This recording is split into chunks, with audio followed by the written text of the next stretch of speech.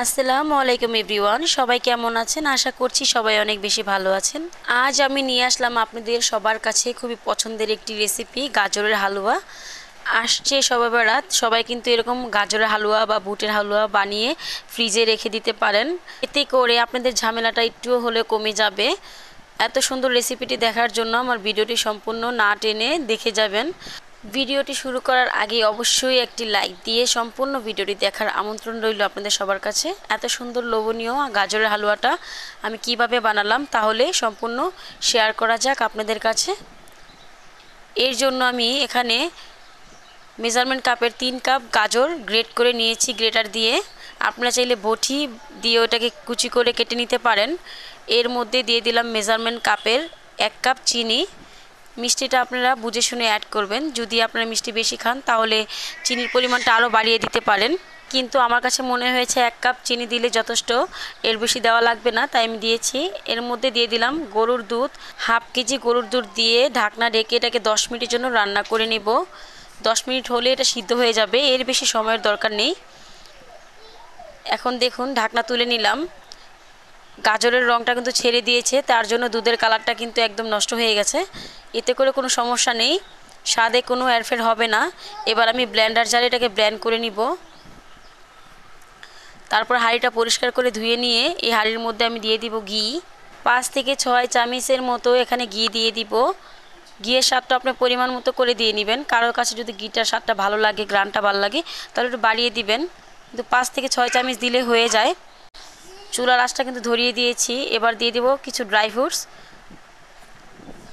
এগুলো আমি কুচি করে রেখেছিলাম, বাদামগুলো আর কিশমিশগুলো এরকম আস্তেই আছে। এই অবস্থায় দিয়ে 1 মিনিট ভেজে নিব। চুলার আঁচটা কিন্তু এই পর্যায়ে একদম মিডিয়ামে থাকবে। মিডিয়ামে রেখে এটাকে 1 মিনিট অনবরত নেড়েচেড়ে ভেজে নিব। যখন ঘি থেকে একটা সুন্দর গ্রান ছড়িয়ে যাবে তখনই বুঝতে হবে যে আপনার কিশমিশ আর বাদামটা ভাজা কমপ্লিট হয়ে গেছে। কিশমিশগুলো কিন্তু ফুলে ফুলে যাবে। এই পর্যায়ে আমি দিয়ে দেব ব্লেন্ড করে রাখা সেই গাজরগুলো। আপনারা চাইলে কিন্তু গাজরটাকে ব্লেন্ড করতে পারেন, আবার নাও করতে পারেন। এভাবেই আমি ব্লেন্ড করে নিয়েছি। আমার কাছে এরকম আস্তে আস্তে থাকলে ভালো লাগে না, তাই একটু ব্লেন্ড করে নিয়েছি।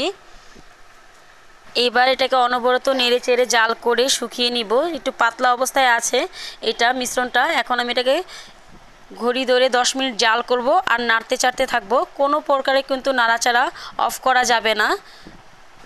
জাল করতে করতে এক পর্যায়ে দেখবেন এটা ঘন হয়ে আসবে। আমার গাজরের হালুয়াটা কিন্তু প্রায় রেডি হয়ে গেছে। আমি আরও 5 মিনিট জাল করব এটাকে, মানে 10 মিনিটের মধ্যে শুধু 5 মিনিট হয়েছে, আরও 5 মিনিট জাল করে এটাকে আর একটু ঘন করে নিব। এই তো খুব সুন্দর করে কিন্তু গাজরের হালুয়াটা আমি রেডি করে নিয়েছি। দেখুন চামচ দিয়ে দেখিয়ে দিচ্ছি সামনে থেকে। কালারটা কিন্তু খুব সুন্দর এসেছে।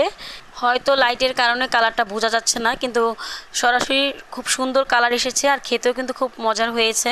একবার হলেও বাসায় এই ভিডিওটি দেখে গাজরের হালুয়াটা বানিয়ে রাখবেন আর কমেন্ট করে জানাবেন যে রেসিপিটি আসলে কেমন হয়েছে বা কেমন লাগলো। খারাপ লাগলেও বলবেন, ভালো লাগলো অবশ্যই বলবেন।